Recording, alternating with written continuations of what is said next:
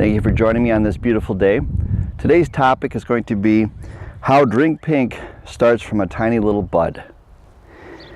And this is the time of year where the growing season starts to commence. On a warm day like this, when it's up to 60 degrees, these buds begin to swell and start to become very active. Now I'm standing in front of a Frontenac vine, which is the base varietal that's used for our Drink Pink. And what I hope to do later through the season is kind of take you along this journey from bud to bottle. And the first step is to talk about the grapevine's anatomy.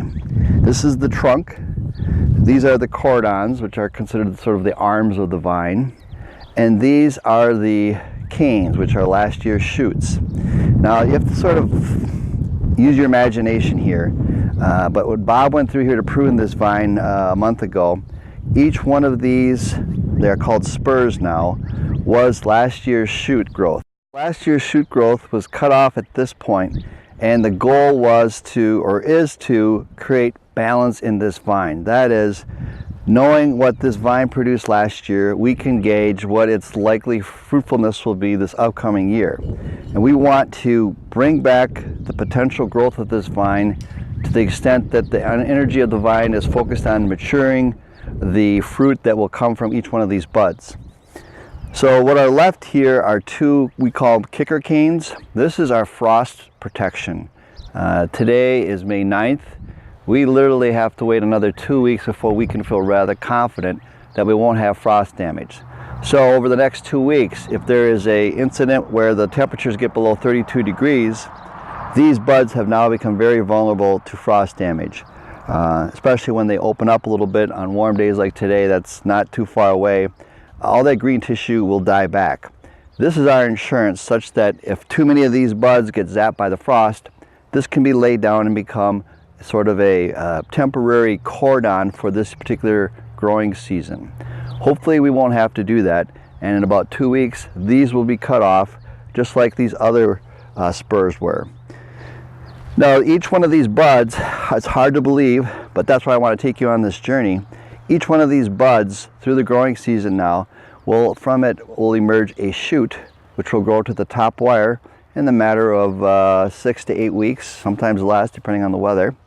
And also from that bud will emerge 2 clusters of grapes. Now we won't begin to see those clusters of grapes until further on, at least midway through the summer. But that is, within that bud, all of the growth potential for this upcoming year. And what we try to do is balance pruning, and you want to count, in a way, the number of buds that are on our cordons to determine whether or not that is too many or too few to ripen. If you count these buds here, that is those on the spurs, you're going to find that there's probably at least, probably 30 buds here. So we may have to come, so again, that will lead to 60 clusters of grapes, potentially. That may be too many clusters for this vine to ripen, so at some point either we'll do some shoot removal or drop some clusters if we think there won't be the ability for this vine to ripen it. But usually, after years of experience, you kind of gauge pretty accurately what is the fruitfulness of this vine, and therefore prune it back down to the number of buds necessary to give you the most excellent fruit that we want for the particular wine that we're making.